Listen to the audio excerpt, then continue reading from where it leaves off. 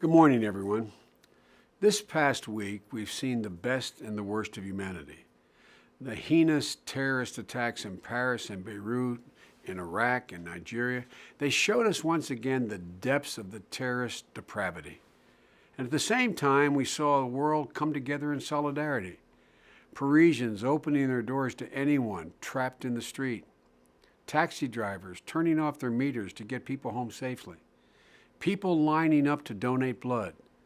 These simple human acts are a powerful reminder that we cannot be broken, and in the face of terror, we stand as one. In the wake of these terrible events, I understand the anxiety that many Americans feel. I really do. I don't dismiss the fear of a terrorist bomb going off. There's nothing President Obama and I take more seriously, though, than keeping the American people safe. In the past few weeks, though, we've heard an awful lot of people suggest that the best way to keep America safe is to prevent any Syrian refugee from gaining asylum in the United States. So let's set the record straight how it works for a refugee to get asylum. Refugees face the most rigorous screening of anyone who comes to the United States. First, they are fingerprinted. Then they undergo a thorough background check. Then they're interviewed by the Department of Homeland Security. And after that, the FBI, the National Counterterrorism Center, the Department of Defense, and the Department of State, they all have to sign off on access. And to address the specific terrorism concerns we're talking about now, we've instituted another layer of checks just for Syrian refugees.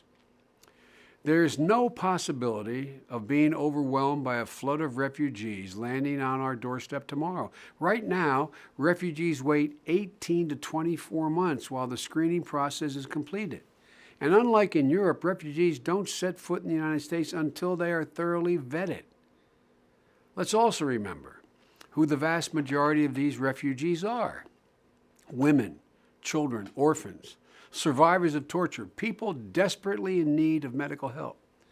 To turn them away and say there's no way you can ever get here would play right into the terrorist hands. We know that ISIL, we know what they hope to accomplish. They've flat out told us. Earlier this year, the top ISIL leader, al-Baghdadi, revealed the true goal of their attacks. Here's what he said. He said, quote, "Compel the Crusaders to actively destroy the gray zone themselves.